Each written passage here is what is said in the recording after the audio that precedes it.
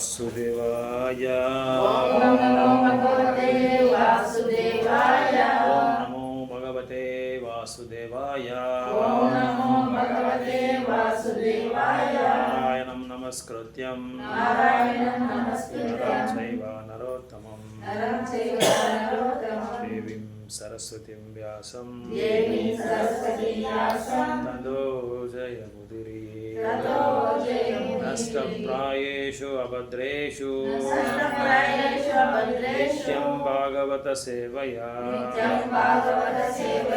भगवते उत्तमश्लोके भक्तिर्भवति नैष्टिकी मूकां करोति वाचालां पङ्गुं लङ्घयते गिरिं कृपातं वन्दे श्रीगुरुं दीनतारिणं परमानन्दमाधव श्रीचैतन्य ईश्वरं कृष्णाय वासुदेवाय देवकीनन्दनाय च गोपकुमाराय गोविन्दाय नमो नमः रामाय रामभद्राय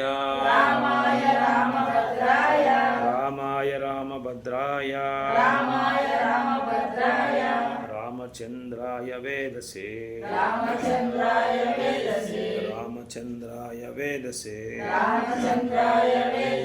रघुनाथाय नाथया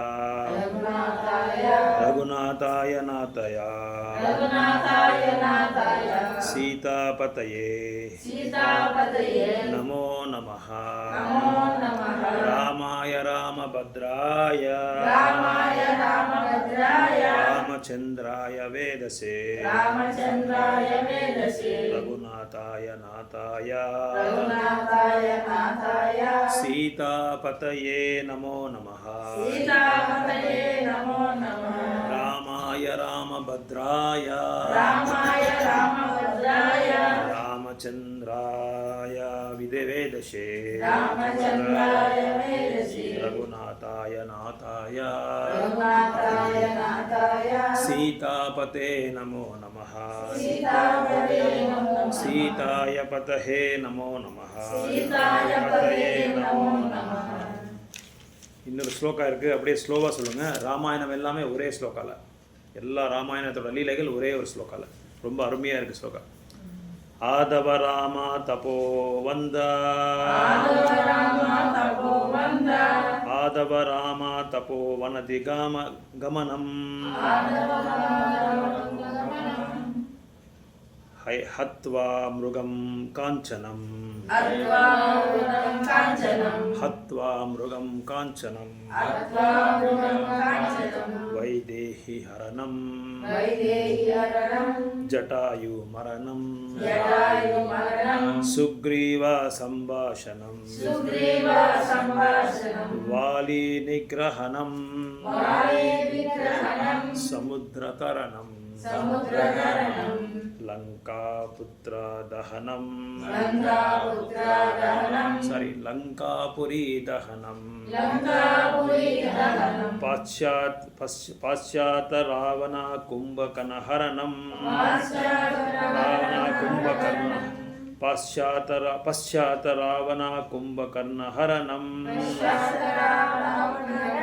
पश्चात रावण कुंभकर्ण हरणम एतिदि रामायणम्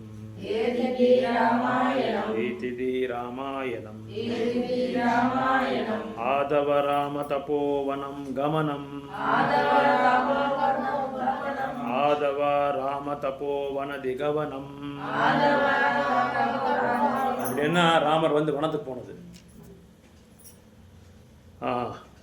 ஹத்வா மிருகம் காஞ்சனம்,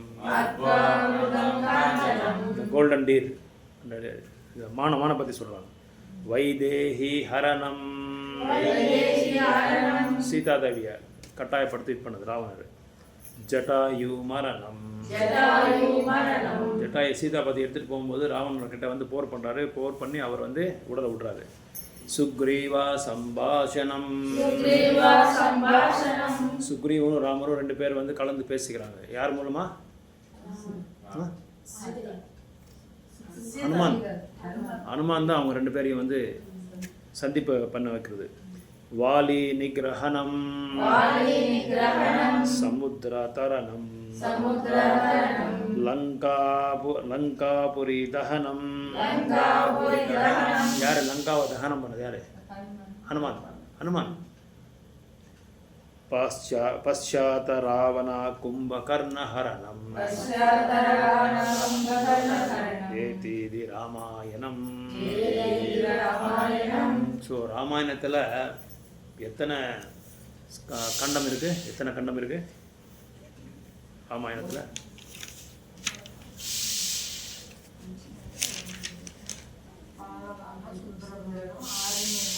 7 கண்டம் இருக்கு. ராமாயணத்தில் 7 கண்டம் இருக்கு. எத்தனை கண்டம் இருக்கு?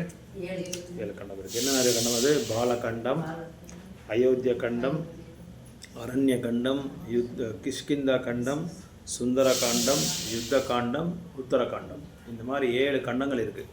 ராமாயணத்தை வந்து 7 கண்டமாக வந்து பிரிச்சிருக்காங்க வால்மீகி. ஸோ ஆச்சாரியாஸ் என்ன பண்ணுறாங்க அப்படின்னா, முதல்ல பால்ய லீலாவை பற்றி விளக்கத்தை கொடுக்காம நேராக அரண்ய காண்டத்துக்கு உத்தரகாண்டத்துக்கு போகிறாரு. உத்தரகாண்டத்துலேருந்து ராவணரை பற்றி சொல்கிறாங்க. ஏன்னா ராமாயணத்தில் வந்து ராவணரை பற்றி நம்ம கற்றுக்க வேண்டியது நிறைய பாடங்கள் இருக்குது.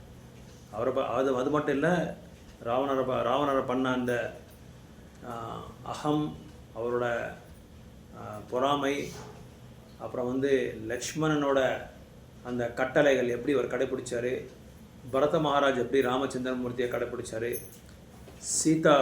சீதா தேவி எப்படி தன்னோட புருஷன் கூட எப்படி தன்னோட தர்மபதியான ராமர் கூட எப்படி வனத்துக்கு போனார், அவர் போக வேண்டிய அவசியமும் இருந்திருக்காது. இருந்தாலும் அவர் வந்து எப்படி வந்து தன்னோட புருஷனை வந்து எப்படி கடைப்பிடிக்கணும் ஒரு தர்மபதின்றது வந்து அதில் காமிச்சு கொடுத்துருக்காரு. அதே மாதிரி கைகேயி எப்படி வந்து மாயைக்கு அடிமை ஆகிடுறாரு. இதெல்லாம் நிறைய விஷயங்கள் வந்து ராமாயணத்தில் வந்து அடைஞ்சிருக்கு. எல்லாருமே என்ன சொல்கிறாங்க அப்படின்னா, ராமாயணத்தில் கூட ஒரு ஸ்லோகா இருக்குது. என்ன ஸ்லோகா அப்படின்னா, மருத்துவம், கல்வி, சங்கீதம், நாட்டியம், அப்புறம் வந்து செல்வாக்கு, செல்வம், இது எல்லாமே அழிஞ்சிடுமா. ஆனால் பல யுகங்கள்லேருந்து இந்த ராமாயணத்தோட அந்த சிந்தனை மட்டும் மக்களோட அந்த மனசில் பதிவு ஆகிட்டே வருதான். பல யுகங்களாம். திரேதாயுகம் உங்களுக்கு தெரியும். கலியுகம் வந்து 4,35,000 இயர்ஸ் கலியுகத்தோட அந்த ஆயில். அது டபுள் பண்ணால் துவாபரம், அது டபுள் பண்ணால் திரேதாயுகம். இப்படி பல யுகங்களாக நம்ம வந்து ராமாயணத்தை பற்றி கேட்டுகிட்டே இருக்கிறோம். ஆனால் ராமாயணத்தை பற்றி நம்ம கேட்குறோம், ஆனால் அதோட பாடங்களை வந்து நம்ம கற்றுக்காமல் நம்ம அப்படியே விட்டுட்டு நம்ம செயல்படாமையே அப்படியே வந்துகிட்டே இருக்கிறோம். ராமாயணத்தை வந்து ஒருத்தர் கரெக்டாக கடைப்பிடிஞ்சால் வைகுண்டத்துக்கு போயிடுறாராம். ஆச்சாரியஸ் எல்லாமே சொல்கிறார். அதை வந்து கரெக்டாக கடைப்பிடிச்சிட்டு இருந்தால் ஹரே கிருஷ்ணா நேராக வந்து வைகுண்டத்துக்கு போகிறதுக்கு ரொம்ப சரளமான ஒரு பாதை அப்படி சொல்கிறாங்க. அது ராமாயணம் அப்படின்னா ராமரோட பயணம். முக்கியமாக இதில் சீதா மாதையோட ரோல் தான் ரொம்ப பெருசாக இருக்குது. அவரை வச்சு தான் இங்கே வந்து வால்மீகி வந்து இந்த ராமாயணத்திலே எழுதியிருக்காரு. அதனால் ராமாயணத்தை வந்து நம்ம வந்து அதை சர்ச்சை பண்ணுறதுக்கு முன்னாடி ராவணரை பற்றி நம்ம முதல்ல பேச வேண்டியதாக இருக்கும். ஏன்னா ராவணனோட அந்த அகம், அப்புறம் ராவணனோட அந்த மத்சரியா அதாவது பொறாமைப்படுறது, இதை பார்த்து நம்ம வந்து நம்ம வாழ்க்கையில் எப்படி வந்து செயல்படுத்தணும்.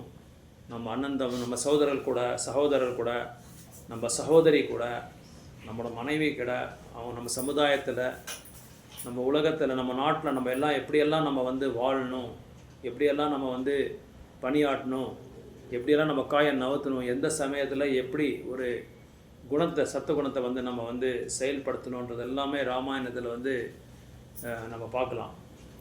ஸோ இப்படி ராவணர் என்ன பண்ணார் அப்படின்னா, அவரோட தந்தை பேர் விஸ்வவாசு அப்படின்னு சொல்லி அவர் தந்தை பேர். அவருக்கு 2 மனைவிகள். ஒருத்தர் தெய்வ குணத்தில் இருக்கிற ஒருத்தர் மனைவி, தெய்வ குலத்திலேருந்து வந்தவர். இன்னொருத்தர் வந்து அசுர குலத்தில் வந்தவர். தெய்வ குலத்தில் வந்து பிறந்தவர் தான் குபேரர். அசுர குலத்தில் வந்தவர் தான் இவர் ராவணர். ஸோ அப்போ 2 பேரும் யார்? அண்ணன் தம்பிங்க. ஸோ ராவணர் என்ன பண்ணார் அப்படின்னா, தெய்வ குலத்தில் வந்த இந்த குபேரர் வந்து அவருக்கு வந்து ஒரு புஷ்பக விமானம் அவர்கிட்ட இருந்தது. அந்த புஷ்பக விமானத்தை ராவணர் ஒரு தடவை பார்த்துடுறாரு. பார்த்துட்டு அந்த மாதிரி புஷ்பக விமானம் எனக்கு என் கூட இருக்கணும், என்கிட்ட தான் இருக்கணும், இவர் யாருக்கிட்ட இருக்கக்கூடாது அப்படின்னு சொல்லி அவருக்கு ஒரு கெட்ட பாவத்தை உருவாக்குனது இதயத்தில். அது அங்கேருந்து ஸ்டார்ட் ஆகுது ராவணத்தோட அந்த அகம், அவரோட மத்சரியா, அவரோட தீமையான குணங்கள் எல்லாமே அதில் தான் வந்து ஸ்டார்ட் ஆகுது. அப்படி அதில் தான் தொடங்குது அப்படின்னு சொல்லி ராமாயணத்தில் சொல்கிறாங்க. அந்த இது பார்த்த உடனே அவருக்கு பொறாமை வந்துடுது. ஏன் சகோதரன்கிட்ட இருக்கிற அந்த புஷ்பக விமானத்தை எப்படியாவது நான் அடையணும்னு சொல்லி குபேரர்கிட்டே போய் அவரை வலுக்கட்டாயமாக அந்த புஷ்பக விமானத்தை அவர்கிட்ட பிடுங்கிட்டார். அவர் பிடுங்கி என்ன பண்ணார், புஷ்பக விமானம் எப்படி அவன்கிட்ட வந்திருக்கு அப்படின்னு சொல்லி 14 லோகத்துக்கும் வந்து அவர் பயணம் பண்ணார். ராவணர் 14 லோகத்துக்கும் அவர் பயணம் பண்ணி ஒரு லோகமாக போயிட்டு வந்தார். ஈவன் கைலாசத்துக்கு கூட போயிருக்காருன்னு சொல்லி ராமாயணத்தில் சொல்லப்பட்டிருக்கு. அப்போ எப்படி என்ன பண்ணார் அப்படின்னா, இந்த வலுக்கட்டாயமாக அவர்கிட்ட பிடுங்கி அந்த மத்சரியான்ற ஒரு பாவத்தை வந்து வளர்த்துக்கிட்டு என்ன பண்ணார் ராவணா, 5 நபர்கள்கிட்ட பாவத்தை வாங்கிட்டாங்க. அவங்க சில தவறான செயல்கள்னால, சில அகத்தினால, அந்த அகத்தினால அந்த அகம் வந்து அவங்கள என்ன பண்ணுச்சுன்னா தப்பான வழியில் போகிறதுக்கு நல்ல உற்சாகத்தை கொடுத்துருச்சு. அவங்களுக்கு உற்சாகம், நிச்சயம், தைரியம் எல்லாமே கொடுத்துருச்சு. அவர் ராவணர் எப்படின்னா, அவரோட தன்மை எப்படின்னா, அவருக்கு உயர்ந்தமானவர் யாருமே இருக்கக்கூடாது, அவர் தான் அல்டிமேட்டு. மற்றவங்க யாருமே அவரோட தோல் பலத்துக்கு யாரும் சமானமாக இருக்கக்கூடாது, அவர் தான் சக்திமானாக இருக்கணும். மற்றவங்க யாராக இருந்தால் கூட அவங்கள்ட்ட போர் பண்ணுவாங்க. இந்த அசுரருக்கு ஒரு பாவம் இருக்குது, ஒரு நேச்சர் இருக்குது. என்ன நேச்சர்னா, யார்கிட்ட போனாலும் அவங்ககிட்ட வந்து சண்டை போடணும் அவங்க. ஏன்னா தேவர்களான பிரம்மா, சிவபெருமாள் இவங்ககிட்ட எல்லாமே வரம் வாங்கியிருப்பாங்க. சக்தி தனக்கு மீறி யாருமே சக்தியாக வாழக்கூடாது, வாழ விடவும் கூடாது என்ற ஒரு என்ன சொல்கிறது, ஒரு நன்மை, ஒரு தீமையான ஒரு இயற்கையை வந்து அவர் வளர்த்து வச்சுக்கிறாங்க அவங்க. இவங்க அசுரர் எல்லாருமே அப்படி தான். ஸோ இப்படி இவங்க என்ன பண்ணாங்கன்னா, கைலாசத்துக்கு போகும்போது கைலாசத்தில் நந்திகேஷவ வந்து அங்கே உட்காந்துருக்காரு. நந்திகேஷவை பார்த்துட்டு, பிரவேசம் ஆகிறதுக்கு முன்னாடி நந்திகேஷவ அங்கே இருப்பார். அந்த நந்திகேஷவை பார்த்துட்டு, உன்னை பார்க்குறதுக்கு எல்லாம் குரங்கு மாதிரி இருக்கிற அப்படின்னு சொல்லி அவரை வந்து அஃபெண்ட் பண்ணுறாரு, அவரை வந்து விமர்சனம் பண்ணுறாரு. அதனால தான் நம்ம யாரையும் வந்து அவரோட விகாரத்தை பார்த்தியோ, அவர் உருவத்தை பார்த்தியோ, அவரோட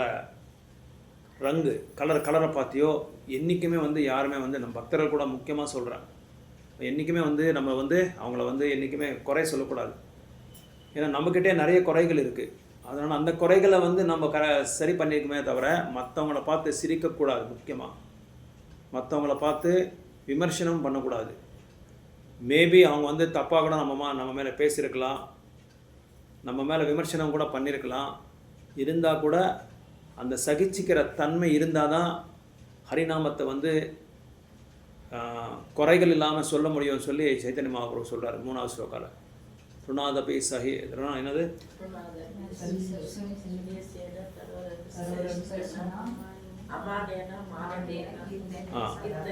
இந்த தன்மைகள் யாருக்கு இருக்கோ, சகிச்சிக்கிற தன்மை, பணிவாக இருக்கிற தன்மை, மற்றவங்களுக்கு வந்து கௌரவம் மரியாதை கொடுத்து தான் எதுவுமே எதிர்பார்க்காம இருக்கிற ஒருத்தருக்கு வந்து ஹரிநாமத்தை வந்து எந்நேரமும் சொல்லலாம்னு சொல்லி சொல்கிறாங்க. நம்மளால் என்ன 24 hours ஏன் சொல்ல முடியாது அப்படின்னா இதுதான் காரணம். நம்ம ஈஸியாக பாராமீட்டர் வச்சு மெஷர் பண்ணிக்கலாம். நம்மக்கிட்ட அந்த 3 தன்மைகள் இருக்குது. ஆனால் நம்மளுக்கு எப்போ தேவைப்படுதோ அப்போ மட்டும்தான் நம்ம பயன்படுத்திக்கிறோம். அதனால அது இல்லாதனால தான் நம்மளால் 24 hours பண்ண முடியல. ஆக்சுவலாக நம்ம எல்லாம் என்ன நினைக்கிறோம் அப்படின்னா, இல்லறவாசியாக முக்கியமாக நம்மளுக்கு நிறைய குழந்தைகள் இருக்குது, தர்மபத்னி, தர்மபதி, சகோதரர்கள், நம்ம உறவினர்கள் இவங்க எல்லாமே இருக்கிறதுனால தான் நம்மளால் கிருஷ்ண பக்தி செய்ய முடியாதுன்னு சொல்லி நம்ம நினச்சிட்டே இருக்கிறோம். கரெக்டாக? அப்படி தான் நம்ம எல்லாருமே நினச்சிட்டு இருக்கோம். ஆக்சுவலாக நம்ம மைண்டு தான் ப்ராப்ளம். அது நம்ம மனசில் அப்படி வந்து பதவி பண்ணி வச்சுருக்கோம்.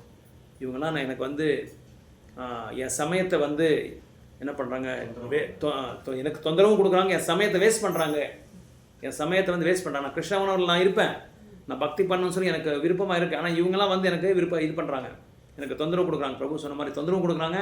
என் டைமையும் கிருஷ்ண உணர்வுக்கு ஒதுக்காமல் அவங்களோட சமயத்தை வந்து அவங்களுக்கு ஒதுக்கணும்னு சொல்லி அவங்க வந்து எனக்கு வந்து இது பண்ணி டிஸ்டர்ப் பண்ணுறாங்க, களங்கம் உருவாக்குறாங்க அப்படின்றது நம்ம நினச்சிருக்கோம். ஆனால் கிடையாது. நம்ம தான் வந்து அந்த மாதிரி பண்ணிகிட்டு இருக்கிறோம். நம்ம அந்த மாதிரி மைண்ட் செட் பண்ணிக்கிட்டோம். நம்மளோட அது ப்ராப்ளம் தான், அவங்களோட ப்ராப்ளமே கிடையாது. நம்ம வந்து பிரபு சொல்லிட்டு இருந்தார் பக்தி காசா மேரேஜ் பற்றி, அந்த மாதிரி கட்டோரமாக. ஏன்னா அந்த மாதிரி இதுக்கெல்லாம் அவர் தான் எக்ஸாம்பிள். கட்டோரமாக கடக்காக இருப்பார் அவர். அப்படி இருந்தால் தான் நம்ம சாதன பக்தி கரெக்டாக இருக்கும். நம்ம சாதன பக்திக்கு பொறுத்த வரைக்கும் நம்ம வந்து ரொம்ப கரெக்டாக இருக்கணும். கட்டோரமாக இருந்தால் தான், ரொம்ப கடக்காக இருந்தால் தான் நம்ம பண்ண முடியும். நம்ம லூஸாக இருந்தால் அதுவும் நம்ம லூஸாக தான் இருக்கும். நம்ம மேலே தான் பொறுத்து இருக்காது.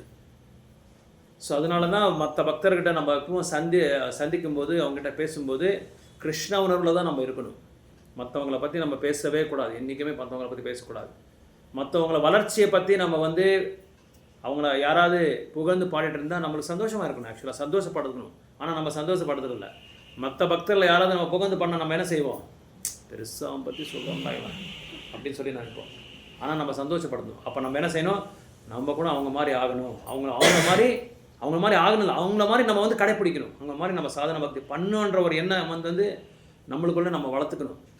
அதனால தான் இங்கே ராமாயணம் சொல்லுது. அப்போ அவன் தம்பி அண்ணாவை பார்த்த உடனே அவனுக்கு பிடிக்கல, தம்பியை பார்த்த உடனே. அதனால் புஷ்பகன் அவங்ககிட்ட வாங்கி பிடிங்கிட்டான். உலகத்தை இப்போ அதான் நடந்துட்டுருக்கு. வெஸ்ட் ஏஷியாவில் அந்த போர் வந்து அப்படி தான் நடந்துட்டுருக்கு.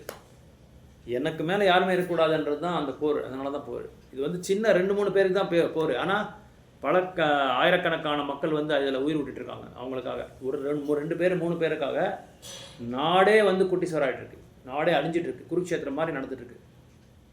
ஸோ இவர் என்ன பண்ணுறாரு, நந்தியை பார்த்து அப்படி விமர்சனம் பண்ண உடனே நந்தி அவரை வந்து சாபத்தை கொடுத்துட்றாரு. யாரை வந்து நீ வந்து அப்படின்னு சொல்லி அந்த குரங்கனாலே உனக்கு வந்து உயிருக்கு ஆபத்து இருக்குது அப்படின்னு சொல்லி அவர் சாபத்தை கொடுத்துட்றாரு. சரி, அது விட்டு அதுக்கப்புறமா கைலாசத்துக்கு போகிறாரு. கைலாசத்துக்கு போயிட்டு பார்வதி தேவியோட அழகை பார்த்து, தாயாரோட அழகை பார்த்து அப்படியே வந்து அவரால் நியந்திரணம் பண்ண முடியல. அவரோட புலங்களை வந்து கட்டுப்படுத்த முடியாமல் பார்வதியே வந்து இது பண்ண பார்த்தாங்க. பலவந்தமாக அவங்கள வந்து அவங்க கரப்பை வந்து இது பண்ணுறதுக்கு முயற்சி பண்ணாங்க. அப்போ பார்வதி தேவி வந்து நேராக இவங்களை தேடி போகிறாங்க, சிவபெருமானை தேடி போகிறாங்க. இப்போ கைலாசத்தையே கையில் தூக்கிடுறாரு. அப்படியே அந்த அளவுக்கு அவருக்கு சக்தி இருக்குது ராவணருக்கு. தூக்கி அப்படியே விளையாடுறாரு, பந்து மாதிரி விளையாடுறாரு. அப்போது சிவபெருமானை பார்த்து அவரை காலோட நகத்தில் அப்படியே ஒரு இடத்துல நிற்க வச்சுறாரு கைலாசத்தை. அப்போ பார்வதியை பார்த்து இவர் எப்படியாவது பார்வதியை வந்து அனுபவிக்கணும் அப்படின்னு சொல்லி பார்க்கும்போது பார்வதி வந்து அவங்கள வந்து ரெண்டாவது நபர் இவர் சாபத்தை கொடுக்குறாரு. பார்வதி தேவி, எந்த பெண்ணை வந்து நீ இது பலவந்தமாக என்னை அனுபவிக்கணும்னு சொல்லி பார்த்தியே, அந்த பெண்ணாலே உனக்கு சாவு அப்படின்னு சொல்லி அவர் வந்து சாபத்தை கொடுத்துட்றாரு. அப்புறம் 2 சாபமாச்சவன்னு என்ன பண்ணுறாரு, ஹிமமலைக்கு போகிறாரு. ஹிமமலைக்கு போயிட்டு அங்கேருந்து அந்த இதில் புஷ்பக விமானத்தில் வந்துட்டு இருக்கும்போது ஒரு அக்னி ஜுவாலத்தை பார்க்குறாங்க. அந்த அக்னி ஜுவாலம் எவ்வளோ உயர்ந்தமான ஒரு இடத்துல இருக்குது அப்படின்னா, அந்த ஹிமமலையிலேருந்து அந்த ஆகாயத்திற்கும் டச் பண்ணுது. அந்த அளவுக்கு ஜொலிக்குது அது அக்னி. அந்த அக்னியில் வந்து ஒரு பெண், அழகான பெண் தவம் பண்ணிகிட்ருக்காரு. அந்த அழகான பெண் தவம் பண்ணது பார்த்து போய் இவர் கேட்குறாரு, ராவணன் கேட்குறாரு, யாருமா நீயே இந்த மாதிரி ஒரு என்ன சொல்கிறது, யாரும் இல்லாத ஒரு இடத்துல, பாதுகாப்பே இல்லாத இடத்துல நீ ஒருத்தியாக வந்து தவம் பண்ணிட்டுருக்கிறியா நீயே, அது இந்த நெருப்பில் வந்து பண்ணிட்டுருக்கியே, யார் நீயே அப்படின்னு சொல்லி கேட்குறாங்க. நான் என் பேர் தான் வேதவதி, நான் ஒரு முனிவரோட பொண்ணு. நான் நாராயணரை அடையணும்னு சொல்லி நான் வந்து பல வருடங்களாக நான் தவம் பண்ணிகிட்ருக்கேன். நாராயணரை அடையணும்னு சொல்லி பல வருடமாக நான் தவம் பண்ணிகிட்ருக்கேன். அதனால தான் அந்த தவத்துக்கும் இப்போ நம்ம பக்தர்கள் எல்லாமே 16 ரவுண்டு ஜபம் பண்ணுறாங்க பாருங்கள். காலையில் எழுந்துச்சி மங்களாரத்தி பண்ணி பகவானுக்கு எல்லாம் அர்ப்பணம் பண்ணி 16 ரவுண்டு ஜபம் பண்ணி அதுக்கப்புறமா வந்து வேறு வேலையை பார்க்குறாங்க பாருங்கள். அதெல்லாம் உண்மையாக தவம். இமமலையில் போய் நம்ம உட்காந்து பகவானோட பகவான் மேலே எந்த அளவுக்கு நம்ம வந்து தவம் பண்ணுறோமோ மெடிடேட் பண்ணுறோமோ அதுக்கு சமானம் கலியுகத்தில் ஹரிநாமம். நம்மளோட ஹரிநாமமும் நம்ம கடைப்பிடிக்கிற அந்த 4 நியமங்கள், அப்புறம் நம்ம செய்கிற வைஷ்ணவ சேவை, அப்புறம் நம்ம கலந்து கொண்ட இந்த சத் சங்கம், இது எல்லாமே தவத்துக்கு வந்து சமானம். தவத்துக்கு அப்பாற்பட்டது அப்படின்னு சொல்கிறாங்க. தவத்துக்கு அப்பாற்பட்டது இது. ஏன்னா இதெல்லாம் இங்கே கலியுகத்தில் நம்மளால் செய்ய முடியாது. யாராலையும் செய்ய முடியாத ஒரு காரியம் நம்ம வந்து செஞ்சிட்ருக்கோம். யாரால்? வைஷ்ணவர்களால், வைஷ்ணவோட கருணையினால் நம்ம இப்படி தானே பண்ணிகிட்டு இருக்கிறோம். அதான் ராமாயணத்தை நம்மளுக்கு சொல்லுது. அந்த தவம் இது கூட இந்த தவம் சமானம் அப்படின்றாங்க. ஹரிநாமம் அதோட அப்பாற்பட்டது. நம்ம சொல்கிற ஹரே கிருஷ்ண மந்திரம் வந்து அதோட வந்து அப்பாற்பட்டது. ஏன்னா யாராலையும் ஹரே கிருஷ்ண மந்திரம் மற்றவங்களை சொல்லுங்க பார்க்கலாம் சொல்ல மாட்டாங்க. ஒரு படம் வந்து எப்போ ரிலீஸ் ஆயிருக்குன்னு சொல்லி 10 வருஷத்துக்கு முன்னாடி ஒரு படத்தை சொல்லுங்க, கரெக்டாக சொல்லுவாங்க. அந்த சுவாரஸ்யமான இதெல்லாம் கரெக்டாக சொல்லுவாங்க, டைலாக் கூட கரெக்டாக சொல்லுவாங்க. ஆனால் இதை பற்றி சொல்ல முடியாது அவனால். அதே மாதிரி சொந்தக்காரங்களோட கல்யாண நாள், அவங்களோட பிறந்த நாள், இதெல்லாம் கேளுங்க, தூக்கத்தில் எழுப்பி விட்டால் கூட கரெக்டாக சொல்லுவாங்க, இத்தனை வருஷம் ஆயிருக்கு இந்த குழந்தைங்கன்னு சொல்லி. ஆனால் இது சொல்ல முடியாது. ஏன்னா இது பெரிய தவம். அந்த தவத்தோட ஒரு மகிமை நம்மளுக்கு கொடுத்துருக்காங்க நம்ம குருமார்கள், நம்ம பிரபுபாதர், சைத்தன்ய மகாபிரபு இவங்கெல்லாம் சேர்ந்து நம்மளை வந்து பெரிய வரப்பிரசாதத்தை கொடுத்துருக்காங்க. அதை வந்து நம்ம சரியாகவே பயன்படுத்திக்காமல் இருக்கிறோம். பயன்படுத்திக்காமல் சரியாக விநியோகம் பண்ணல. நம்ம இன்னும் அந்த ட்ராக்கில் வந்திருக்கோம். ஆனால் இன்னும் நிறைய மேக்ஸிமம் எக்ஸ்டெண்ட்டை வந்து நம்ம வந்து அது வந்து சாட்டிஸ்ஃபை பண்ண முடியல நம்மளால். அது வந்து யூட்டிலைஸ் பண்ண முடியல. யூட்டிலிட்டி இஸ் அ பிரின்சிபல் அப்படின்னு சொல்கிறார் பிரபுபாதர். ஸோ இப்படி ராவணர் அந்த வேதவதிக்கு, இல்லை என் கூட வந்துருந்தியே, உனக்கு என்ன வேணாலும் நான் கொடுத்துட்றேன், உன்னை மகாராணி செஞ்சிடுறேன் அப்படி இப்படின்னு சொல்லி கட்டாயப்படுத்து. அப்போது வேதவதி சொல்கிறாங்க, தயவுசெய்து என்னை தொடாத, நான் என்னோடய அங்கம் எல்லாமே, என்னோடய உயிரே வந்து வாழ்க்கையை வந்து நாராயணன் அடையிறதுக்காகவே நான் வந்து பிறப்பு எடுத்து இந்த மாதிரி தவம் பண்ணிட்டுருக்கேன், என்கிட்ட வராத அப்படின்னு சொல்கிறாங்க. இப்போ ராவணர் சொல்கிறாரு, அதெல்லாமே நீ விட்டு நீ உன்னை லங்கைக்கு ராணியை பண்ணிடுற, அவனை வந்துடுன்னு சொல்லி கூட சொல்கிறார். எனக்கு எதுவுமே வேண்டாம், தயவுசெய்து என்னை விட்டு போயிடுன்னா அவர் விடமாட்டார். கட்டாயப்படுத்தி அவரை பலவந்தம் பண்ணி இது பண்ணுறாரு. அப்போ வேதவதி கூட அவனை சாபத்தை கொடுத்துட்றாங்க. என்ன வந்து அப்போ வேதவதி என்ன பண்ணுறாரு, இவரை வந்து பலவந்தம் பண்ணதுனால தன்னோட உடலில் இருந்து ஒரு ஜட்டார அக்னின்னு சொல்லி ஒரு அக்னி வருது. அந்த அக்னியை அந்த அக்னியை அவரை எரிச்சிக்குவார். ஏன் அப்படின்னா, ஒரு அரக்கன் வந்து தன்னை தொட்டதுனால அந்த உடலை வந்து என்றைக்குமே வந்து நாராயணுக்கு வந்து சமர்ப்பணம் பண்ணக்கூடாது என்ற ஒரு நோக்கத்தில் தன்னை தானே வந்து எரிச்சிக்கிட்டு அவருக்கும் சாபத்தை கொடுத்துட்றாரு. ஒரு பெண்ணால் உனக்கு உன்னோட வாழ்வு எல்லாமே அழியுது, உன்னோட வாழ்க்கையே வந்து நாசனம் ஆகிடுது அப்படின்னு சொல்லி அவரை வந்து சாபத்தை கொடுத்துட்டு கிளம்பிடுறாரு. அப்போ அதுவும் வாங்கிட்டு வந்துடுறாரு. அதுவும் வாங்கிட்டு வந்து அப்போ ஏதாவது புத்தி வருதான்னு சொல்ல, அப்பவும் கிடையாது. அப்போ மறுபடியும் வர இதே மாதிரி தான் நம்மளுக்கு வந்து நம்ம கம்பேர் பண்ணிக்கணும். நம்மளும் எவ்வளவோ கேட்குறோம், எவ்வளவோ நம்ம வந்து சாண்டிங் பண்ணுறோம், எதுவும் நிறைய விஷயங்கள் நம்ம கேட்குறோம். மக்கள் அதை பொதுவாக நம்ம பக்தர்கள் கிடையாது, பொதுவாக நம்ம மக்கள், நம்ம சமுதாயத்தில் இருக்கிற மக்கள் நிறைய பாருங்கள். இப்போ கொரோனா வந்தது, பயங்கரமான அடி, அதில் வந்து ஆடி அசந்து போயிட்டாங்க எல்லாருமே. ஒரு சின்ன கிருமியே அந்த மாதிரி பண்ணியிருக்காங்க எல்லாரையும். உலகத்தையே உலகத்தையே ஒரு ஆட்டி படைச்சிருச்சு உலகத்தையே. அது மட்டும் இல்லாமல் இனிமே நான் ரொம்ப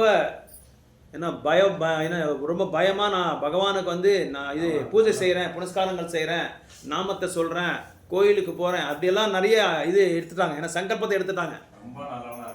ரொம்ப நல்லவா இருக்கிறேன், இனிமேல் வந்து எந்த விதமான யாருக்கும் கெடுதல் செய்ய மாட்டேன் அப்படின்னு சொல்லி எல்லாமே சங்கல்பம் எடுத்துட்டாங்க. எப்போ இந்த கொரோனா வந்த பிறகு. அதுக்கப்புறம் ஆன பிறகு என்னாச்சு, 22 ஸ்டாப் ஆகிடுச்சா, 22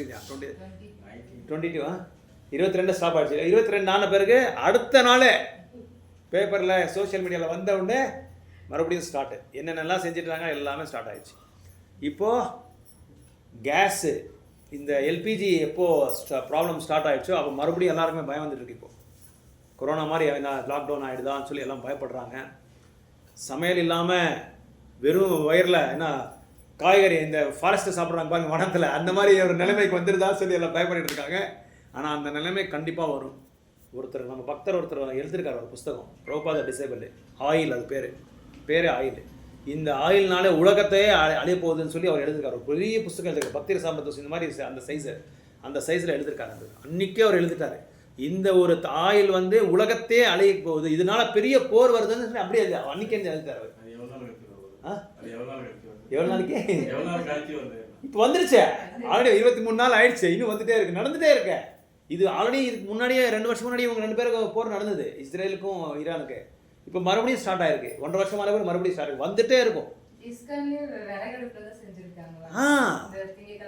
ஆமா, எல்லா கோயிலும் முன்னாடி இருந்து அப்படிதான் பண்ணிட்டு இருக்காங்க. சேலத்துலலாம் விறகு தான் இப்போ ஸ்டார்ட் பண்ணிட்டாங்க, பண்ணி ஆகணும், வேற வழி இல்லை. இப்போ கேஸ் வந்து புக் பண்ணா 15 நாள் சமைச்சிடலாம். இல்லமா அது இப்போ அப்படி வரணுன்றது தான் பகவான் வந்து நம்மளுக்கு இது காமிக்கிறாரு. இந்த மாதிரி ஆமா, ரெசிபி கம்மியாயிடும் ஆட்டோமேட்டிக்கா. இப்போ நம்ம வீட்டில் கூட நம்ம கம்மி பண்ணிடணும் எல்லாமே.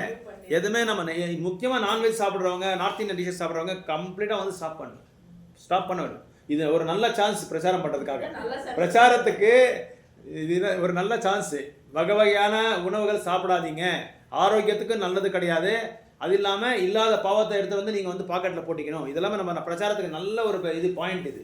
அதனாலே இது மாதிரி பண்ணியிருக்காரே என்னமோ தெரியல பகவான். அதனால எல்லாமே இப்போ வந்து என்ன வேணுமோ அதை மட்டும்தான் நம்ம சமைச்சிக்கணும். முக்கியமாக வந்து ஃபயர் இல்லாமல் சாப்பிடுறது நம்ம வந்து பயிற்சி பண்ணணும். நெருப்பு இல்லாமல் நம்ம சாப்பிட்றது பயிற்சி பண்ணால் இன்னும் ரொம்ப நல்லது. காலையில் ரைத்தா சாப்பிட்ற மாதிரி, இந்த சலட் சாப்பிட்ற மாதிரி அந்த மாதிரி இருந்தால் பயிற்சி பண்ண. ஏன்னா நம்ம கட்டாயமாக நம்ம வந்து நாமளாக வாலண்டரியாக நம்ம இந்த மாதிரி பயிற்சி பண்ண மாட்டோம். அதனால் கட்டாயப்படுத்தினா தான் நம்ம எல்லாமே பண்ணுவோம். கட்டாயப்படுத்த கூட நம்ம பண்ணுறதில்ல, நம்மளை வந்து தாக்கணும். இப்போ ஸ்டவ் இல்லாமல் நம்ம கேஸ் இல்லாமல் ஒரு 2 மாதம் இருந்தால் அப்போ தான் நமக்கு புரியும். அப்போ ஆட்டோமேட்டிக்காக அந்த பழைய இதுக்கு ஸ்டைலுக்கு வந்துடுவோம். இப்போ நான் ஓட்டில் இப்போ 12 மணி நேரம் வேலை பண்ணுறவங்களாம் 4 மணி நேரத்துக்கு வந்துட்டாங்க. எல்லாமே ஸ்டாப் ஆகிடுச்சு. இப்போ பாருங்கள், உலக இந்த கலியுகத்தில் என்னென்ன நடக்க போகுதுன்னு சொல்லி நம்மளுக்கு யாருமே எதிர்பார்க்கல. இது உடனே டக்குன்னு ஒரே ஸ்டாப் பண்ணிட்டாங்க.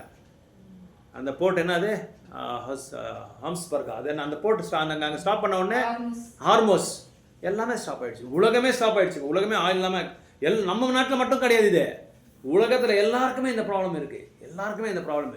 $70 இருந்தது அந்த பேரல். இப்போது க்ரூட் ஆயில் வந்து 110 ரூபா ஆயிடுச்சு, 110 120 ரூபா ஆயிடுச்சு. விலை எல்லாமே ஏறிடும். இப்போ 14 கேஜி இருக்குது, 10 கேஜிக்கு இறக்கிடுவாங்க சிலிண்டர் கூட. அதனால் முடிகிற அளவுக்கு அந்த பழைய காலத்தில் நம்ம வனத்தில் சாப்பிட்டு வந்தோமே, காய் புஷ்ப இந்த பழங்கள் கீரை அந்த மாதிரி தான் நம்ம இப்போ சாப்பிடணும். அந்த மாதிரி வந்துட்டு ரொம்ப நல்லாயிருக்கும். ஏன் கட்டாயம் பச்சையாக நம்ம சாப்பிடணும். இப்போ விலங்குகள் சாப்பிட்ற மாதிரி, பறவைகள் சாப்பிட்ற மாதிரி அந்த மாதிரி சாப்பிட்டா தான் நல்லா, அப்போ நல்லா ஆரோக்கியமாக இருப்போம். நல்லா இதெல்லாம் ஒரு நம்மளுக்கு ஒரு ட்ரைனிங் தான் பகவான் வந்து. ஏன்னா 99% வந்து எல்லாமே சாஸ்திரங்களுக்கு விருத்தமாக நடந்துகிட்டு இருக்கு. அதனால தான் பகவான் அடிக்கடி ஒரு இது கொடுப்பாரு, ஒரு அலாரம் கொடுப்பாரு. அந்த அலாரத்துக்கு நம்ம எந்திக்கலான்னு என்ன பண்ணுவார், ஷாக் ட்ரீட்மெண்ட் கொடுப்பாரு, பயங்கரமான ஷாக் ட்ரீட்மெண்ட் கொடுப்பாரு. அந்த ஷாக் ட்ரீட்மெண்ட் தான் இது. இது ஜஸ்ட்டு சாம்பிள் தான். இது இன்னும் மேற்கொண்டு போகும், அப்படியே கண்டினியூ ஆனதான் நம்மளுக்கு தெரியும் அது எப்படி இருக்குன்னு சொல்லி நம்மளுக்கு தெரியும். அதனால் ராவணர் மாதிரி நம்ம இருந்தால் என்ன ஆகும், இந்த மாதிரி ஆகிடும். ஸோ அப்போது ராவணர் என்ன பண்ணுறாரு, சொர்க்கலோகத்துக்கு போகிறாரு. சொர்க்கலோகத்துக்கு போய் 4 பேர்கிட்டே வாங்கிட்டாரு. ஏன்னா சாபத்தை வாங்கிட்டாங்க. மறுபடியும் சொர்க்கலோகத்துக்கு போகிறாரு. இப்போ இந்த போர் ஸ்டாப் ஆகி கேஸ் சிலிண்டர் சப்ளை ஆகிட்டா என்ன ஆகிடும், எல்லாமே திரும்பி கண்டினியூ ஆகிடும். எல்லா ரெசிபீஸும் ஸ்டார்ட் ஆகிடும். புலனின்பம் எல்லாமே மறுபடியும் வகை வகையான புலனின்பம் எல்லாமே ஸ்டார்ட் ஆகிடும் மறுபடியும். அது அவ்வளோதான், அந்த டைமுக்கு மட்டும்தான் நம்ம எல்லாருமே. அதுக்கப்புறம் திரும்பி நம்ம வந்து அதை வந்து மெயின்டைன் பண்ணுறதில்ல, அதை சஸ்டெயின் பண்ணிக்கிறது இல்லை, தெரிந்துக்க மாட்டோம்.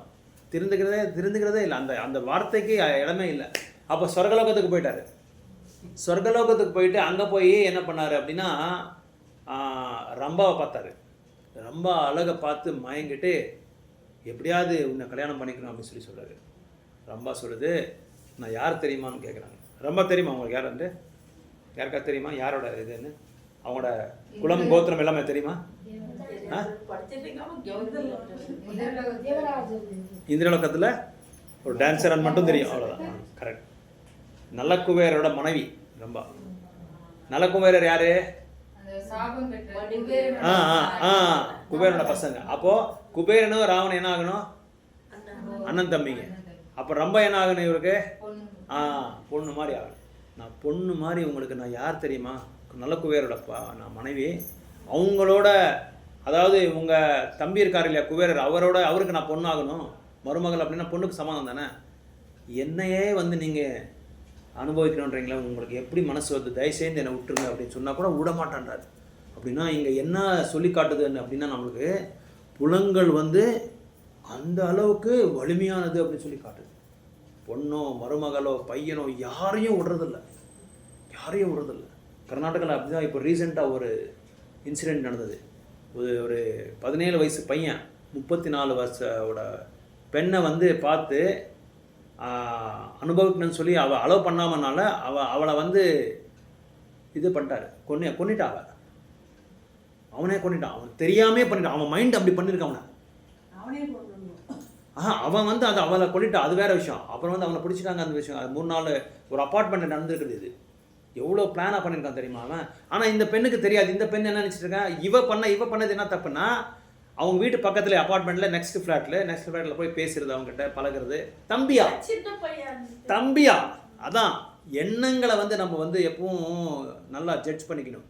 அவனோட எண்ணங்கள் என்ன இருக்குது, நம்மளோட எண்ணங்கள் என்ன, அதெல்லாம் பார்த்துக்கணும். அதான் பிரித்து பேசணும். இவன் என்ன, அவங்க அம்மா பையன் 2 பேர் தான் இருக்காங்க. இவன் வந்து கர்நாடகா தான், வெளியூர்லேருந்து வந்திருக்கா. வெளியூர் வந்து ஏதோ கல்யாணம் பண்ணிக்கோன்னு சொல்ல கல்யாணம் பண்ணிக்கலாம். அதான் சாஸ்திரங்கள் சொல்லுது. ஒரு காலகட்டத்துக்கு வந்து தாண்டின பிறகு பொண்ணுங்களை வந்து நம்ம வீட்டில் வச்சுக்கூடாது. ஒன்று ஒரு நல்ல பையனை பார்த்து அவங்களுக்கு வந்து கல்யாணம் பண்ணி கொடுத்துடணும், திருமணம் பண்ணி கொடுத்துடணும். சில விஷயங்கள் ஆகாது, பல என்ன சொல்கிறது, பணம் பிரச்சனை இருக்கலாம், இல்லை ஜாதி மதம் பிரச்சனை இருக்கலாம், ஏதோ ஒரு பிரச்சனை இருக்கலாம். ஆனால் முடிகிற அளவுக்கு நம்ம வந்து பெண்களை வந்து ஒரு வயசுக்கு வந்த பிறகு திருமணம் பண்ணி கொடுத்துறது வேத சாஸ்திரங்களை வந்து சிபாரசு பண்ணுறாங்க. ஒன்று அப்பாவோட பாதுகாப்பில் இருக்கணும், இல்லை புருஷனோட பாதுகாப்பில் இருக்கணும், இல்லை பையனோட பாதுகாப்பில் இருக்கணும் பெண்கள். அதனால தான் பெண்களை வந்து தனியாக விடக்கூடாதுன்றது. அதனால தான் பெண்களுக்கு வந்து அதிகாரத்தை கொடுக்கக்கூடாதுன்றது. ஏன்னா இதே மாதிரி இந்த மாதிரி ஆகிடும். அவங்களுக்கு பாதுகாப்பு இல்லாமல் இருந்தால் யார் எதை வேணாலும் செய்வாங்க. அதனால தான் சாஸ்திரங்களை வந்து அலோவ் பண்ணுறதில்ல. அதாவது சாஸ்திரங்கள் என்ன சொல்லுது, வாசப்படி தாண்டி போகக்கூடாது அப்படின்றாங்க. வாசப்படி தாண்டி போன்றதுனால தான் இன்றைக்கி கலியுகத்தில் வந்து பியூரிட்டி இல்லாமல் போயிடுச்சு, பவித்திரத்தையே இல்லாமல் போயிடுச்சு. தூய்மையான ஒரு அந்த என்ன சொல்கிறது, அந்த ஒரு இயற்கை இப்போ நாட்டில் இல்லை. காலம் கெட்டு போயிடுச்சுன்னு சொல்கிறாங்க இல்லையா. காலம் கெட்டு போனது, காலம் கெட்டு போகல. ஏன்னா யார் கெட்டு போயிருக்கோம், நம்ம கெட்டு போயிட்டோம். அதனால தான் வெளியே போகக்கூடாது. பெண்கள் வந்து வெளியே போனாலே அந்த தூய்மை போயிடும். பெண்கள் எந்த அளவுக்கு வந்து அவங்க வந்து அவங்களோட பவித்திரத்தையை காப்பாற்றுறாங்களோ, என்ன சொல்கிறது, பவித்திரத்தையை அவங்களோட நல்ல கருப்பை எப்படி எந்த அளவுக்கு காப்பாற்றுக்கிறாங்களோ அந்த அளவுக்கு நாடு வந்து தூய்மையாக இருக்கும், ஆண்கள் தூய்மையாக இருப்பாங்க. ஆண்களை வந்து யாரையும் வந்து டச் பண்ண முடியாது. அந்த அளவுக்கு ராமாயணத்தில் வந்து சொல்லி கொடுக்குறாங்க. அப்போ அவளையும் இது பண்ணி அவகிட்டையும் வந்து சாபத்தை வாங்கிடுறாங்க.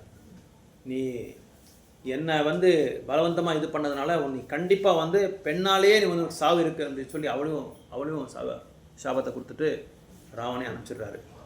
ராவணன் என்ன பண்ணுறாரு, மறுபடியும் வேறு யார்கிட்ட போகலான்னு சொல்லி தேடுறாரு. நம்ம மைண்ட் அந்த மாதிரி, மனசு அந்த மாதிரி சும்மா இருக்காது, பதட்டம். சரியான மனசை வந்து பலப்படுத்தணும். எதால் புத்தியை பலப்படுத்தினா மனசை வந்து நம்ம நியந்திரணம் பண்ணலாம். மனசை நியந்திரணம் ஆயிடுச்சுன்னா புலங்கள் நியந்திரணம் ஆகிடும். இதுதான் 6th சாப்டரில் சொல்கிறாங்க. இது புத்தி, மனம், புலங்கள். புலங்களை வந்து கண்ட்ரோல் பண்ணால் மனசை கண்ட்ரோல் பண்ணணும். மனசை வந்து கண்ட்ரோல் பண்ணணும்னா புத்தியை வந்து கண்ட்ரோல் பண்ணணும். புத்தியை எப்படி கண்ட்ரோல் பண்ணுறது, நம்ம புத்திக்கு மேலே ஆத்மா. கரெக்டு. புத்தியை கண்ட்ரோல் பண்ணுறது எப்படி இல்லை, நான் சொல்கிறது நல்லா கட்டிக்கோங்க. புலங்கள் 5 புலங்கள் இருக்குது. 5 புலங்களுக்கு பாஸ் வந்து மைண்டு, மனசுக்கு பாஸ் வந்து புத்திக்கு பாஸ் வந்து ஆத்மா. இப்போ மாதாஜி சொன்ன மாதிரி ஆத்மா. இந்த ஆத்மா எங்கே இருக்குது, இந்த உடலில் இருக்குது. அப்போது இந்த ஆத்மா வந்து புத்தியை பலப்படுத்தணும் முதல்ல. ஏன்னா புத்தியை பலப்படுத்தா மனசு கண்ட்ரோலுக்கு வந்துடும், புலங்களும் கண்ட்ரோலுக்கு வந்துடும் இல்லையா. அப்போ புத்தியை பலப்படுத்தணும், நம்ம என்ன செய்யணும், நம்ம புத்தியை வந்து நல்லா பலப்படுத்தணும். அப்போ அதுக்கப்புறம் நம்ம என்ன செய்யணும், என்ன கடவுளை நினைக்கணும். கடவுளை நினைக்கணும்னா என்ன செய்யணும், கலியுகத்தில் எந்த மாதிரி நினைக்கணும்னு சொல்கிறாங்க. கடவுளை ஹரே கிருஷ்ணா கிருஷ்ண கிருஷ்ணா ஹரே ஹரே, ஹரே ராம ராம ராம ஹரே. கடவுளை நினைக்கணும். அப்போ கிருஷ்ணா அவனை நினச்சிட்டாப்பா, அவ்வளோதான். அப்புறம் அடுத்த மணி நேரம் இப்போ டைம் 8 மணி ஆகுது, மறுபடியும் நாளைக்கு காலையில் அவன் நினைக்கிறப்பான்றது கிடையாது. பகவானோட நாமத்தை சொல்லிட்டே இருக்கணும். பக்தர்களோட சாங்கியத்தில் இருக்கணும். சாங்கியத்தில் இருந்தால் நம்ம பகவானை நினைக்கணுன்ற ஒரு டைம் ஷெட்யூலே வேண்டாம், தானாக அவங்க வந்து நினைக்க வச்சிடுறாங்க. ஆச்சாரியாஸ் அதோட இந்த விளக்கங்களை நம்ம படிக்க என்ன ஆகுது, பகவானை நினச்சே ஆகணும். நம்ம வேற வழி இல்லாமல் அது வந்து நம்மளுக்கு அந்த இயற்கை நம்மளுக்கு தானாக வந்துடுது, ஸ்பான்டேனியஸாக வந்துடுது. அதனால் புத்தியை பலப்படுத்தணும்னா எந்நேரமும் பகவானோட ஸ்மரணத்தில் இருக்கணும். பல விஷயங்கள், பல என்கேஜ்மெண்ட்ஸ் இருக்கும், அது எல்லாமே வரும், மறுபடியும் நம்ம வந்துடும் பேக் டு தி பெவிலியன். அதான் நான் எல்லாருக்குமே சொல்கிறேன், எல்லாருக்குமே என்கேஜ்மெண்ட்ஸ் இருக்குது, இல்லாத யாருக்குமே. நல்லது கெட்டது நம்ம பார்த்து தான் அவன் வேறு வழி இல்லை. ஏன்னா நம்ம உடலை எடுத்துட்டோம், உறவினர்களை வந்து நிறைய அட்டாச்மெண்ட் இருக்குது நம்மளுக்கு, அவங்களுக்கு அட்டாச்மெண்ட் இருக்குது, அதனால் நம்ம விட முடியாது. அது இயற்கையாக நம்ம பரதநாட்டில் நம்ம நாட்டில் முக்கியமாக வந்துடுது. அது அந்த பாசம் பண்ணுறது இருக்கும். அதனால் அவங்களையும் நல்லா பார்த்துக்கணும், அவங்கள எப்படியாவது இந்த வழியில் கொண்டு வரதுக்கு நம்ம முயற்சி பண்ணணும். அப்படி முடியலன்னா பிரசாதத்தை கொடுக்குறதோ ஏதோ ஒன்று செஞ்சுட்டே இருக்கணும். அவங்களுக்கு ஏதோ அவங்க வந்து ஈடுபடணும். இல்லை அவங்ககிட்ட பணத்தை வாங்கி கிருஷ்ணருக்கு கொடுக்குறதோ எதுவுமே அவங்களால பணத்தை தான் கொடுக்கணும், வேறு ஒன்றும் பண்ண முடியாது. வேறு வழியாக சொல்லி அவங்ககிட்ட பிடுங்குறதுனா நம்ம பிடுங்கி நம்ம வந்து அதை செலவழிக்கிறது பகவானோட சேவைக்காக தான், அவங்களோட சேவைக்காக நம்ம ஈடுபடுத்தணும். இப்படி நம்ம பண்ணால் தான் சரியா புத்தியை வந்து பலப்படுத்தலாம். அதனால தான் புத்தியை பலப்படுத்தணும்னா அந்த புத்தி யோகத்தில் வந்து நம்ம பிரயாணம் பண்ணணும். புத்தி யோகம்னா நம்ம கிருஷ்ண கான்சியஸ், நம்ம பண்ணுற கிருஷ்ண உணர்வு தான். ஸோ இப்படி ராவணரோட அந்த அகத்தினால, ராவணரோட அந்த பொறாமையினால அவரோட வாழ்க்கையே அழிஞ்சிருச்சு. அதான் ராமனை நம்மளுக்கு கற்றுக் கொடுக்குது. அதனால் நாரதர் என்ன பண்ணார், நாரதரை பார்த்தாரு. நாரதரை பார்த்த உடனே இவர்கிட்ட பேசுகிறாரு நாரதர் இதெல்லாமே தெரிஞ்சிருச்சு அவருக்கு, என்னென்ன பண்ணியிருக்காரு இவர் அப்படின்னு சொல்லி. தெரிஞ்ச உடனே ராவணர்கிட்ட கேட்குறாரு, என்ன ராவணா, அப்புறம் இன்னொன்று மறந்துட்டேன், தசரதரோட பூர்வீகர் ஒருத்தர், அவர் பேர் என்ன நல்லாயிருக்கு,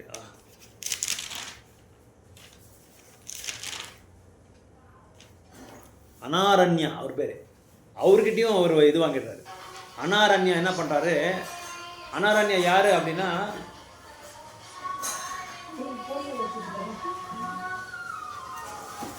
ஸோ அனாரண்யா அப்படி அவர் வந்து ரகுவம்சத்தில் வந்திருக்காங்க.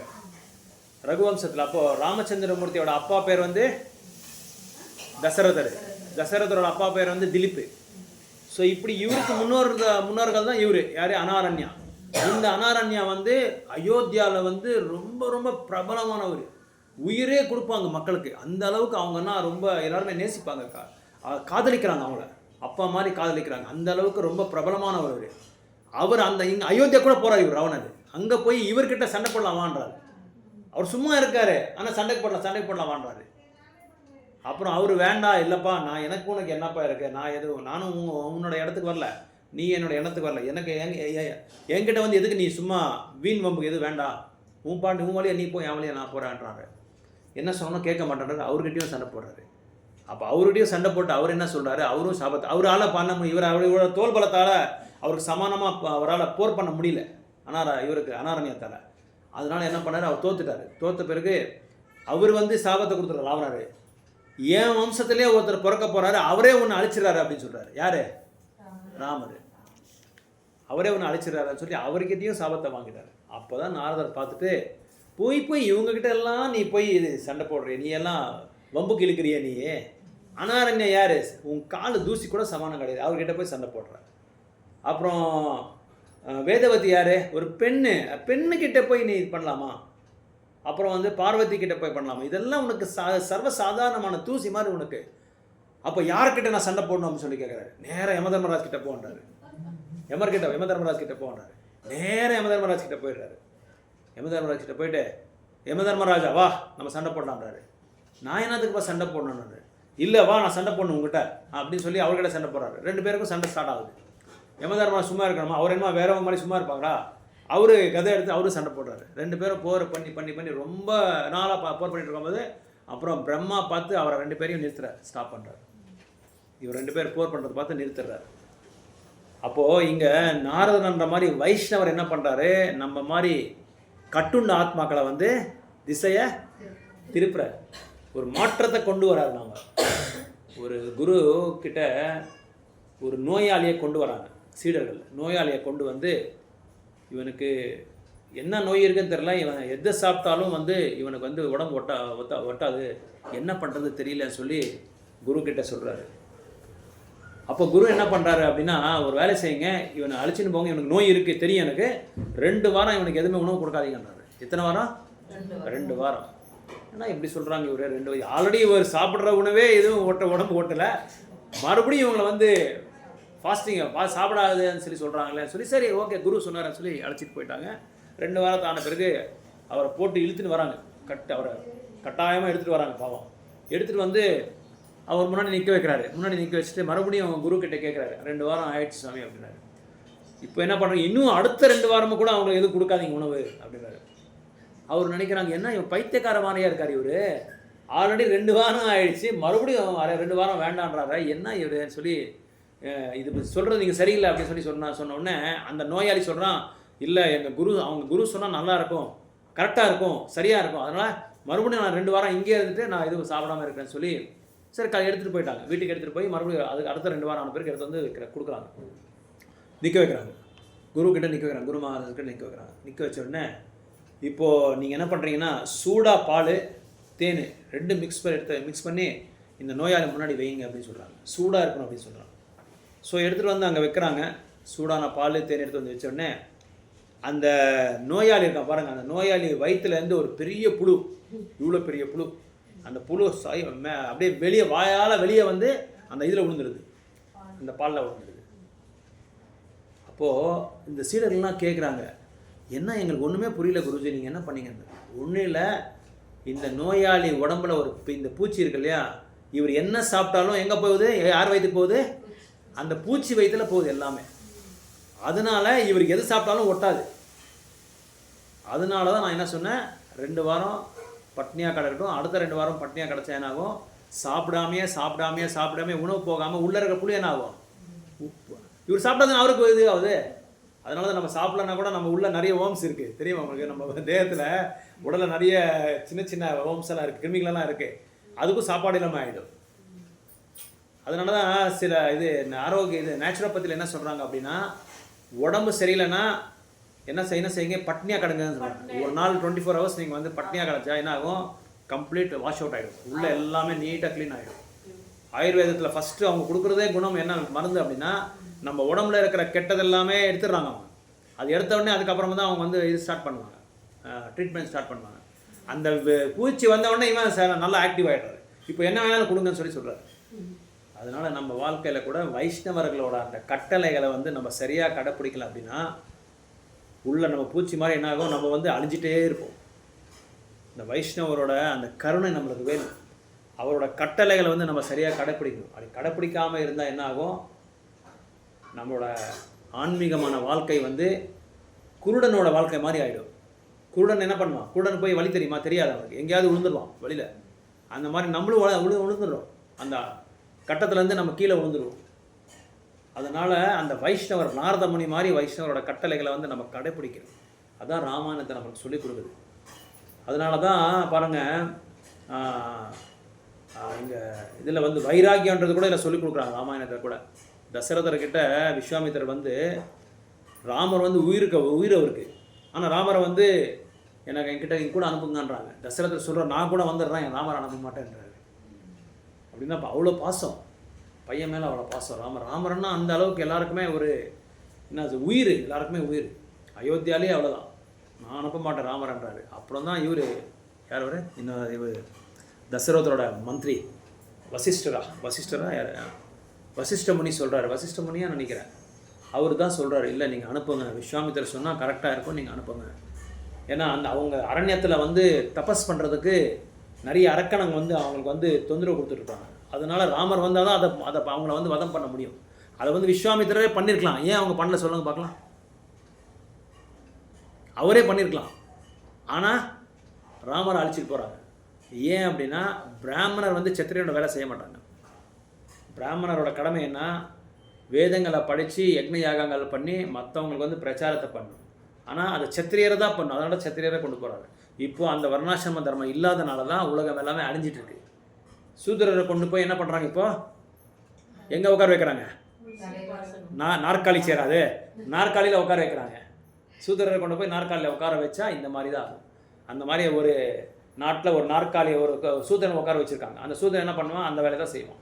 உலகம் எல்லாமே அதே தான் செஞ்சிட்ருக்காங்க. இப்போ சத்திரியார், ராமர் சத்திரியார். சத்திரியர்னா அவரு பகவான் தான், ஆனால் அந்த யுகத்தில் ஒரு சத்திரியராக வந்திருக்காரு. சத்திரியராக வந்து ராமராஜ்யத்தை, அதாவது ஒரு நல்ல அரசாங்கத்தை எப்படி வந்து கொடுக்கணும் மக்களுக்கு, எப்படி மக்களை வந்து பாதுகாப்பு பண்ணணும், எப்படி வந்து ஒரு உத்தம புருஷனாக இருக்கணும், ராஜாவாக எப்படி இருக்கணுன்றது வந்து காமிச்சு கொடுக்கறதுக்காக அந்த மாதிரி வந்திருக்காங்க. அதே மாதிரி ஏகபத்தி விரதத்தை, ஒரே மனைவியை வந்து நம்ம வந்து அவங்களோட இதுதான் கடைப்பிடிக்கணும் அப்படின்னு சொல்லி அதை காமிச்சு கொடுக்கறதுக்காக தான் பகவான் வந்து அந்த மாதிரி திரேதாயுகத்தில் வந்திருக்கார். ஸோ அதனால் அந்த சத்திரியனோட கடமை நம்ம பகவத்கீதையில் படிச்சிருக்கோம் இல்லையா, சத்திரியன் வந்து சத்திரியன், அதான் அர்ஜுனரை திட்டுறார் கிருஷ்ணர், நீ சத்திரியா, நீ ஏன் இந்த மாதிரி நீ சத்திரியை வந்து போர் பண்ணணும், நீ போர் பண்ணாமல் போகாத, உன்னை பார்த்து எல்லாரும் சிரிப்பாங்க, உன்னோட புகழ் எல்லாமே இப்போ இகழாயிடும் அப்படின்னு சொல்லி திட்டுறாங்க. ஸோ எல்லாமே கனெக்ஷன் இருக்குது, ராமாயணத்துக்கும் பகவத்கீதாக்கும் பாகவதத்துக்கும் எல்லா சாஸ்திரங்களுக்கும் வந்து கனெக்ஷன் இருக்குது. அங்கங்கே அந்த மேற்கோள் காமிக்கிறாங்க, பிரபுபாதர் அடிக்கடி எல்லாமே காமிக்கிறாங்க இது. ஸோ இந்த மாதிரி ராவணத்தோட அந்த அகத்தனால, அவரோட அந்த பொறாமையினால அவரோட வாழ்க்கையே அழிஞ்சிருச்சு. கடைசியில் கூட ராமர் சொல்கிறாரு, என்ன சொல்கிறாரு அப்படின்னா, ராவணா இப்போ கூட மிஞ்சி போனது கிடையாது, இன்று போய் நீ நாளைக்கு வா, பரவாயில்ல. எல்லாருமே ரதத்துக்குள்ள வந்து குதிரைகளை வச்சுட்டு வந்தால் இவர் எதை வச்சுட்டு வந்தார் தெரியுமா, சிம்மத்தை வச்சுட்டு எடுத்துறாரு.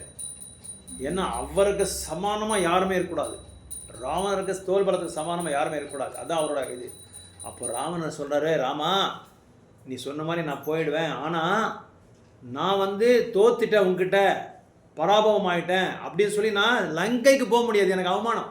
அந்த அவமானத்தினால அவரை உயிர் கொடுக்குறதோட ரெடியாக இருக்காரு. நிறைய பேர் இப்படி தான், நிறைய பேர் நம்ம பௌதிக வர்க்கத்தை கூட அவ்வளோதான், பௌதிகவாதிங்க அவமானத்துக்காக உயிரை கூட கொடுத்துட்றாங்க. சில பேர் சூசைடே பண்ணிக்கிறாங்க அவமானத்துக்காக. அதான் அவங்க நம்ம பண்ணுறது தப்பு, அங்கே தான் அவங்க பண்ணுற தப்பு. ஏன்னா இன்றைக்கி போனால் நான் அவ்வளோதான், ஏதோ வேறு ஒரு வழி இருக்கு இல்லையா, ஏதோ ஒரு வழி இருக்குது. இப்போது ஏதோ ஒருத்தர் வந்து ஒரு டிகிரி முடிச்சிருக்காரு, ஒரு மாஸ்டர் டிகிரி முடிச்சிருக்காரு, ஏதோ ஐடி பண்ணியிருக்காரு, ஒரு வேலைக்கு போகிறாரு, ஏதோ காரணம் இருந்தாலும் அவங்க வேலையிலேருந்து தூக்கிடுறாங்க. அப்போ வாழ்க்கையே போயிடுமா, வேலை விட்டா வேறு வழியே இல்லையா உலகத்தில்? எத்தனையோ வழி இருக்கு இல்லையா. தன்னோட சொந்தமான பூமி இருந்தால் அங்கே விவசாயம் பண்ணலாம், அங்கே ஏதோ வேறு இது நிறைய தானியங்கள் போடலாம், அதை எடுத்து போய் மார்க்கெட்டில் கொடுக்கலாம், அது மார்க்கெட்டிங் பண்ணலாம். எத்தனையோ வழிகள் இருக்குது. அது ஒரே வழி தானா? அப்படி நிறைய வழிகள் இருக்குது நம்மளுக்கு. நிறைய வழிகளை வந்து நம்ம தேடி பார்க்கணும், அப்போ தான் நம்ம வந்து வாழ முடியும். அதே தான் அவமானம் ஆயிடுச்சுன்னு சொல்லி அப்படியே உட்காந்து என்ன இருக்கிறது எல்லாமே போயிடும். இன்னும் இல்லாத ப்ராப்ளம்ஸ் எல்லாமே ஒன்று பின்னாடி வந்துகிட்டே இருக்கும்.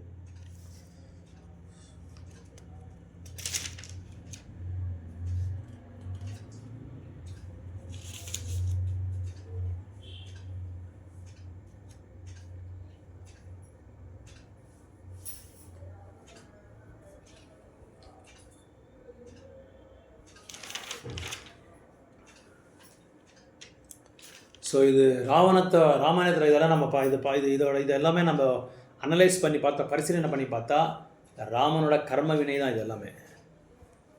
கரெக்டாக இப்போ நம்ம என்ன பார்த்தோம், நிறைய சாவங்களெல்லாம் பார்த்தோம்ல, அவரோட அவர் பண்ண அந்த கர்ம வினை வந்து ஒன்றொன்னா அனுபவிச்சுட்டே இருக்கார். அதனால் அவர் பண்ண மிஸ்டேக்ஸ் கிடையாது, அவர் பின்பிறவியில் பண்ண மிஸ்டேக்ஸ் வந்து இப்போ அனுபவிக்கிறார். அவர் அந்த 5 பேர் அவங்கள வந்து சாபத்தை கொடுத்துறாருல, அந்த கர்ம வினையை தான் நம்ம அனுபவிச்சிருக்கோம். நம்ம என்ன நினச்சிருக்கோன்னா அவங்களால, ஆனால் 2 பாகவதம்ல 2 பாயிண்ட் சொல்கிறாங்க. ஒன்று இம்மிடியேட் காஸ், ரெண்டாவது வந்து மூல காரணம். ஒன்று உடனே ஒரு காரணம் வரும், இன்னொன்று வந்து மூல காரணம். ஆனால் ஆன்மீகவாதிங்க என்ன பண்ணுறாங்க, மூல காரணத்தை தான் எடுக்கிறாங்க, மூல காரணத்தை தான் பேஸ் பண்ணுறாங்க. பௌதிகவாதிங்க என்ன பண்ணுறாங்க, இம்மிடியேட் காஸ் பண்ணுறாங்க. ஏதோ ஒருத்தனால ஆச்சுன்னா இவனால தான் ஆச்சுன்னு சொல்லி நினச்சிடுறாங்க. எவனோ ஒருத்தன் வந்து நம்ம வெளியே போகிறோம், அதை பர்ஸில் பணத்தை கொண்டு போகிறோம், அந்த பணத்தை பிடிங்கி நம்ம எடுத்துகிட்டு போயிட்டா இவன் தான் ப்ராப்ளம் அப்படின்னு சொல்லி நினச்சிருக்காங்க. ஆனால் ஆன்மீகவாதிங்க என்ன பண்ணுறாங்க, அது யோசனை பண்ணி இவனாத கிடையாது, இவனோட பர்ஸோட மணி நான் எடுத்திருக்கேன் பின்பிறவில், அதனால தான் எனக்கு இப்படி ஆயிருக்குன்றது அவங்க யோசனை பண்ணுவாங்க. அதனால் 2 காரணம் இருக்குது. ஒன்று இம்மீடியேட் காசு, இன்னொன்று அல்டிமேட் காசு. அல்டிமேட் காசுன்னா அதுக்கு பின்னாடி ஏதோ ஒரு காரணம் இருக்குது, அந்த காரணம் இருக்கிறதுனால தான் இப்படி ஆகுது, அப்படி காரணம் இல்லாமல் இது ஆகாது. ஸோ இந்த 2 காரணத்தை நம்ம வந்து புரிஞ்சுக்கணும். அதான் பாகவதமில் சொல்கிறாங்க, இம்மீடியேட் காஸ், அல்டிமேட் காஸ். உடனடியாக காரணத்தை நம்ம பார்க்குறோம், இவனால தான் ஆனதுன்னு சொல்லி. அடுத்தது என்ன பார்க்குறோம், இதுக்கு பின்னாடி ஏதோ ஒன்று இருக்குது, அதனால தான் எனக்கு இப்படி ஆயிருக்கு. எதுவுமே வந்து ஆல் ஆஃப் அ சடன் நம்மளுக்கு ஆகாது. நம்ம சொல்கிறோமே ஆல் ஆஃப் அ சடன் ஆயிடுச்சு, எனக்கு அப்படியே விழுந்துட்டேன், அப்படியே எனக்கு இந்த மாதிரி நோய் வந்து, நோய் கூட அவ்வளோதான், நம்ம கர்மத்து மேலே தான், நம்ம கர்ம வினை தான், அதனால தான் நம்ம அனுபவிச்சுட்டு இருக்கோம். இப்போ கொரோனா போனவங்க எல்லாமே கர்ம வினை தான். நம்ம ஹாஸ்பிட்டலுக்கு போகிறோன்னா கர்ம வினை தான். இல்லை ஒன்று அந்த டாக்டர்கிட்ட ஏதாவது பிடுங்கியிருப்போம் பணத்தை, புரியுதா, அந்த ஹாஸ்பிட்டல் ஓனர்கிட்ட பிடுங்கியிருப்போம், ஏதோ ஒன்று பண்ணியிருப்போம், இல்லை மற்றவங்களை ஏதாவது விமர்சனம் பண்ணியிருப்போம். அதனால ஆகிறது தான் அது எல்லாமே. அதனால் அந்த இதே வந்து நம்ம அந்த ரியாக்ஷன் நம்மளுக்கு வந்துகிட்டே இருக்கும். எப்போ எது வரைக்கும் ரியாக்ஷன் இது வரும்னா till we reach our ultimate goal. நம்ம குறிக்கோளை வந்து நம்ம அடையிற வரைக்கும் அதை வந்து வந்துகிட்டே இருக்கும். அதனால தான் கிருஷ்ணர் என்ன சொல்கிறாரு, எல்லாமே விட்டு எனக்கு சரணடையன்றாரு. அதை வந்து ஸ்டாப் பண்ணுறாரு. ஆனால் பாகவதமில் அதுதான் ஃபஸ்ட்டு ஸ்லோக்காவே, அதான் ஸ்டார்டிங்கே அதே தான். ஸ்டார்டிங் எல்லா தர்மத்தை விட்டு என்கிட்ட வாங்குறாரு. ஆனால் பாகவதமில் ஸ்டார்ட் பண்ணுறாங்க, அந்த ஸ்லோக்கிலேருந்து ஸ்டார்ட் பண்ணுறாங்க, தொடங்குறாங்க. அதனால் இங்கே முக்கியமான 2 பாயிண்ட்டு வந்து விமர்சனம் பண்ணக்கூடாது. கர்ம வினை தான் நம்மளுக்கு, அதை புரிஞ்சுக்கணும். நம்ம கர்ம வினையினால தான் இது எல்லாமே வருதுன்னு சொல்லி ஒன்று புரிஞ்சுக்கணும்.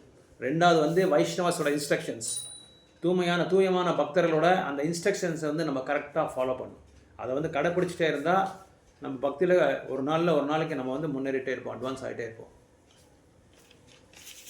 எங்க வீட்டுக்கு பின்னாடி ஒரு மாதாஜி நல்ல சாமி கும்பிட்டாங்க, கோயிலுக்கு போனாங்க, நல்லா பக்தி பண்ணாங்க. அவங்களை நம்பி எல்லாரும் சீட்டு கட்டினாங்க. 5 கோடி 6 கோடி எடுத்துட்டு போயிடுச்சு. போலீஸ் கலெக்டர் வரைக்கும் கம்ப்ளைண்ட் போய் மோகனா மாதாஜி 5 லட்சம் சீட்டு போட்டுனாங்க. அவங்களுக்கு ரொம்ப லாஸ். ஏதோ கொஞ்சம் வந்துருச்சு. யாருக்கு வந்துருச்சா? ஏதோ பாதி வந்துருச்சுன்னா எப்படி வந்துருச்சு? எப்படி அவங்க சீட் எடுத்தாங்க. ஓ சரி. அவங்க பொண்ணுக்கு லாபம் வந்துச்சு. பொண்ணுக்கு 5 லட்சம், இவங்க 5 லட்சம். இதெல்லாம் கர்ம வினை தான். இப்போ சொன்னாங்கல்ல மாதாஜி, அந்த லேடி கிட்ட எல்லாரும் கர்மம் செஞ்சுருக்காங்க. ஜாயிண்ட் கர்மா, இது பேர் கூட்டு கர்மா அப்படின்னு சொல்லுவாங்க. எல்லாருமே அவங்ககிட்ட பணத்தை வாங்கி பிடுங்கி ஏமாத்திருக்காங்க. அப்போ என்ன பண்ணுறாரு, இவங்க எல்லாரும் இந்த ஜென்மத்தில் அவரு இப்படி வந்து இந்த மாதிரி பண்ணுறாரு. அவ்வளோதான். இல்லை, இது வந்து அவங்களுக்கெல்லாம் நம்ம சொல்லவும் கூடாது. அவங்களுக்கு புரியறதில்ல. அவங்களுக்கு அட போல நீ நம்ம மென்டல் நினைடுவாங்க, பைத்தியக்காரங்க நீங்கள் சொல்லிடுவாங்க. ஏன்னா அவங்களுக்கு இங்கே இருக்காங்களா?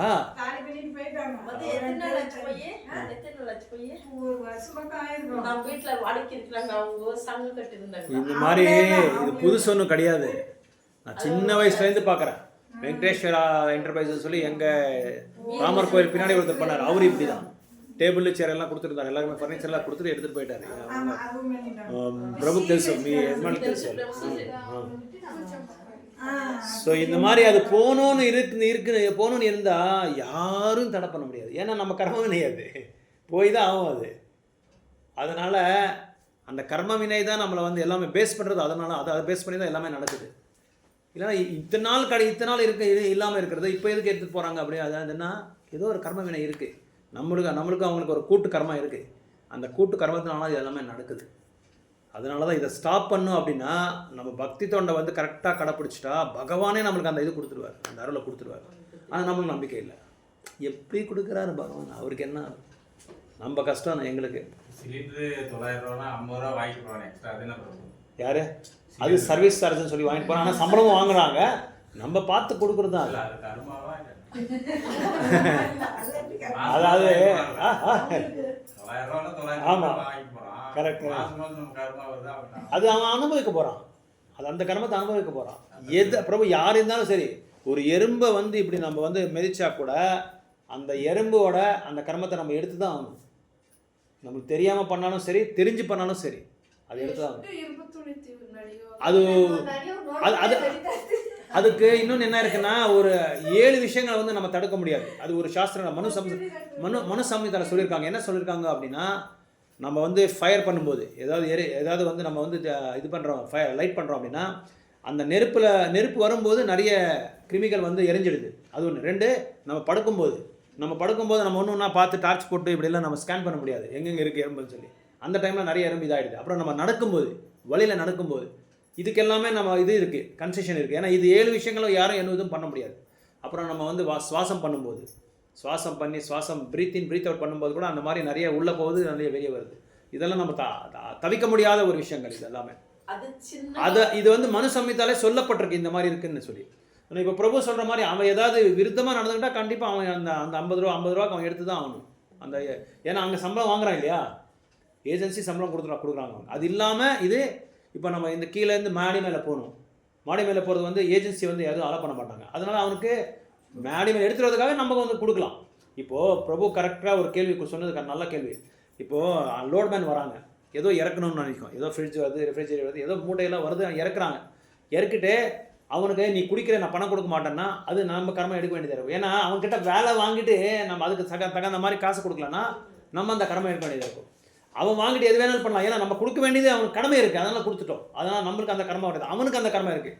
அந்த பணத்தை அவன் என்ன செய்யணும், பகவான் அதாவது தன்னோட சம்சாரத்துக்கோ குடும்பத்துக்கோ அதை வந்து மெயின்டைன் பண்ணிக்கிட்டு அதே மாதிரி கொஞ்சம் ஒரு சதவீதம், ஒரு 10% வந்து பகவானோட சேவையில் அவன் ஈடுபடுத்தலாம். அப்படி பண்ணாமல் இருந்தால் அவன் அந்த கர்மத்தை எடுத்து தான் ஆகணும்.